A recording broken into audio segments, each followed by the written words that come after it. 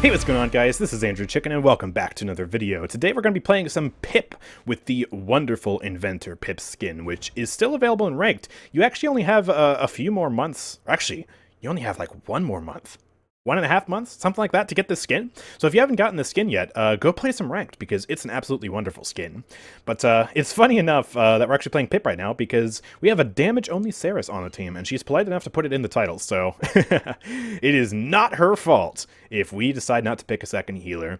And yeah, I guess I will be that healer, because today I want to talk to you about how you can get a lot of healing out of Pip, because there is actually some strategy involved with playing this champion. He's not your typical support, because he's got a very interesting way of healing his teammates. That is, of course, using his primary fire, and also using his potions, which the potions have a lot of really, like, just intricate strategy that you could do with them. There's a few mechanics that specifically make them a really cool ability, honestly. I really like the potions. They're so simple, but yet they create such complexity just due to the nature of how they work and how the maps work. So Pip, one of the most important things you can master with this guy is using that potion. And one of the first things you should know about Pip, if you don't know this already, is that the potion can explode midair if you just cast the ability again. Before we show that, let me show you the build first. We got Medicinal Excellence and Reload. These are two mandatory cards to use with Healer Pip. If you're not using these cards, you're playing him wrong. You gotta use both of these cards. They are so important. And then I also have Pep and the Sap in this build. You can run, you know, maybe something different if you want, or maybe run these cards at higher levels or whatever you want. But yeah, these cards, very, very important. And yeah, if you just cast the potion again midair, you can detonate it basically wherever you want. And so getting the timing down with that and understanding how to position your potion so that you can detonate it midair and hit the most people is very important to understand. We're also going to buy some Deft Hands. The reason I and other people buy Deft Hands on Combat Medic Pip is because, you know, his primary fire is the primary source of your healing, apart from the potion. And so you want to make sure you're able to basically reload as much as possible, or as quickly as possible, so that way you can get back to shooting your team, right?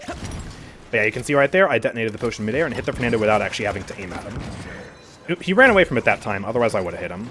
But yeah. That's why Deft Hands is actually, unironically... Crap! Man, I peeked, I instantly got tagged by the Strix, and then Buck randomly appeared from behind me. I don't even know where he came from, but okay, I'm dead. This is going to be very awkward, by the way. We're playing on Fish Market against 3 heavy hit skins that can destroy Pip. That's very, very annoying. But yeah, the second major important thing about the potion that you have to remember is that it can heal through walls, which is super, super good. Pip is one of the rare supports, actually, who can even heal through walls in the first place. And besides Grover and Genos, he is the most consistent. Grover and Genos beat him out in consistency, but then he's the third most consistent. So that is really, really helpful to remember with Pip. There we go, we can actually hit him a little bit. There we go, perfect. So yeah, like, when you just combine those two simple facts about this potion, you end up with actually a pretty complicated ability that has a lot of skill involved, right? You want to make sure you're throwing your potion at the right trajectory so that it can potentially hit people through walls if it needs to. And also, if you want to maximize the amount of healing you do with Pip, you want to make sure you're hitting as many people as... Ow! as possible. So... yeah, like throwing it up in the middle of a crowd and then detonating it right when it's over their heads to try and hit, you know, everyone in a circle around it. That is a very important skill to get good at with Pip. And it comes with practice. I know you need healing, I'm coming. Just throw that potion out there. That actually hit Octavia, that's perfect. I'll throw another one up there, just heal everybody. Oh, come on. I was hitting my head on something, I don't know what, that was weird. Another important skill to learn with Pip that is very, very important. Holy crap. Especially for Pip, is that you need to time your heals so that they hit people when they're outside of Cauterize, especially the potion, because that's a bigger burst than your normal primary fire. Pip is a burst healer, which means he delivers all the healing in one burst, and because it's a burst, you know, it's a slower fire rate.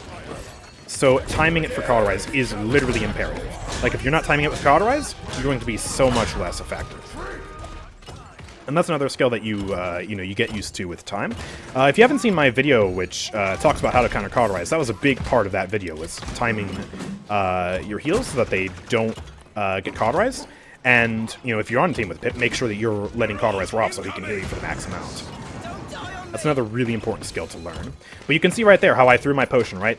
Even though Fernando needed the heal the most, I still threw it actually behind the Fernando, detonated midair, and I was able to hit all 3 people there in that circle. That's a very important thing, right? So try and hit your potions like that, instead of just throwing your potion directly at somebody, like throwing it at the floor or something like that, right? As a matter of fact, I almost never throw my potions like directly at the wall or directly like at the floor or something like that. I almost always throw them up in the air, and then time the detonation, so that way I can get the maximum value out of it. And yeah, another important thing is, yeah, what I've been doing with this buck now, twice in a row, is if you just use your ult on a flank like that, you can save your life. Don't be afraid of doing that.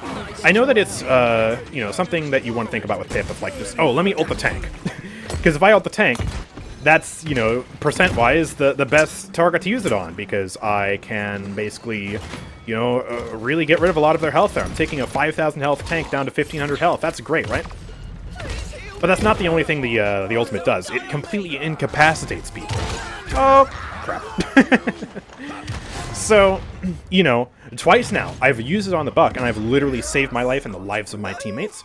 Because, you know, even though I only did about, like, 300 damage to him or whatever, I completely stopped him from using any of his abilities. And that is such a huge thing. So don't be afraid to solo ult a flank if they come after you. It's important to stay alive.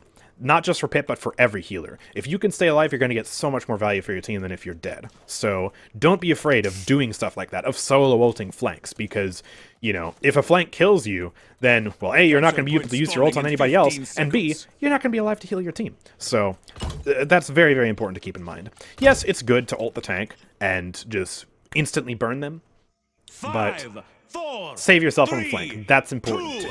Especially when it's someone big and mean like Buck. Oh, God. And another way you can use your ultimate is obviously in combo ultimates as well. If you know your teammates are going to combo something like a Sarah's ult, you can chicken them, and, you know, once they recover from the Sarah's ult, they'll still be chickens, and they'll just be really easy to kill. Or, you know, combo with the damage ult, right? You know Victor's ulting out, you can ult somebody too, and that's basically 2 or 3 or however many guaranteed kills for the barrage. Oh, crap. Gonna try and keep them alive. Here you go. Please stay alive. Stay alive, stay alive, stay alive, stay alive! No! Octavia was popping off, but sadly I'm just dead. I was trying to get up there and heal the team, but I was just out of position. One last thing to keep in mind with Pip is positioning is very important. The high ground is very important, right? I haven't been perfect about my positioning this match because I've been so focused on the commentary, and also running around trying not to die to the buck. But the high ground makes it infinitely easier to hit your shots. I say as I miss that Azan, he's just too far away. But you have an arcing... Oh. You have an arcing explosive projectile. That is so conducive to using it with the high ground, right? You can just sit up there and you can blast at, you know, people's feet, and you can literally... Crap! Azan, put your walls up! Azan! Why didn't you wall them off? Why do you wall them off now? You could have saved me! Why does my team hate me? Yeah, you can just blast people's feet and you will be a lot more reliable than trying to aim with this slow arcing projectile at, you know, ground level, or God forbid trying to aim up at somebody. That's the worst, right? That's the absolute worst. So... Oh, I fell accidentally. Whoops. Let me get back up here. Oh. Alright, he's back again. Let me throw that down. Team should kill him, right? Oh, I got sniped. Okay. We can try and heal this Azan behind the corner, and then... Man, dude. Our backline is so free. I'm hiding behind a corner. I'm still dead. I don't even know how we're winning right now, honestly. They are just farming me right now. But yeah, if you're really skillful, you can also use that AoE in situations like that, of your primary fire and obviously your potion, to heal people without putting yourself in direct danger. You know, you can be behind cover and still heal somebody. Oh my god! Guys! Behind us! Please, help! Thank you, Saris. Holy crap, what is he doing back there? Maybe that's why we were winning. He was just, you know, in our backline instead of contesting the objective. It's almost yeah, using that AoE is very, very important in situations like that. And one last tip before we end the video. You can use wall jumps with weightless, right? If you don't know what a wall jump is, it's basically the phenomenon where if you look at a wall, you're standing right next to the wall and you look at it, and then you jump. You'll jump a lot higher than you know, how you normally jump. And you can combine that with the jump boost of weightless to go really high and really far into the air. And if you combine those, and then you can, you know, maybe reposition across the map and time it with certain platforms and stuff, you can actually get some serious distance, and you can get up to places you might not have thought you could get up to. So that's another thing to really pay attention to with Pip. There are some people who can go absolutely crazy with combining weightless and wall jumps, and then also using their own weapon knockback to, like, do some hyper crazy parkour. You don't need to be too fussed about that, especially if you're just starting out. That's like major advanced stuff. I don't even know how to do that. And it's mostly just for show. There are very few cases where that can actually be practical. And you should mostly just focus on, you know, making sure you're hitting good potions and maximizing the amount of people you can hit, hitting people through walls, making sure you're hitting like 3 people at a time with your potion, and also, yeah, position yourself on the high ground. Don't be afraid to ult flanks who attack you, and yeah, there's a lot of, you know, actual proper mechanical skill and thought that has to be put into Pip. That's why people consider him to be one of the most skillful supports in the game. Even though at face value, it just looks like you're shooting your teammates over and over. There's a lot more that goes into it than that. And we were able to get 76,000 healing that game. Of course, we're not going to be able to out-heal the Ying, partially because Ying is busted this patch, and partially because I was also competing with Ceres, and collectively we were able to do more healing than the Ying. But yeah, still a good amount of healing, and Pip can be one of the most powerful heal bots in the game if you really maximize how many people you're hitting with your abilities, and timing heals out of Cauterize, and making sure that you're playing him properly. And we were able to do an okay amount of damage there too.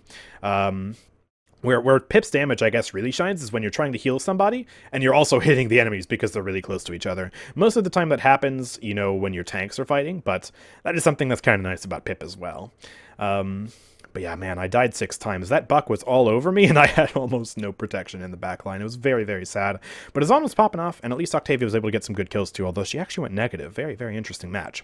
But yeah, if you guys have enjoyed, make sure to drop a like, subscribe, and turn on notifications so you never miss an upload from me. Also, if you want to support me and keep me doing what I'm doing full time, then you can consider joining the memberships program by clicking the join button down beneath the video for just a few bucks a month. I'm talking cheap stuff here, the price of a very cheap coffee. You can support me, keep me doing what I'm doing, and you can get some sweet stuff in return. So I'd really appreciate it if you would do that. And yeah, with all of that being said, I will see you guys next time. Peace out.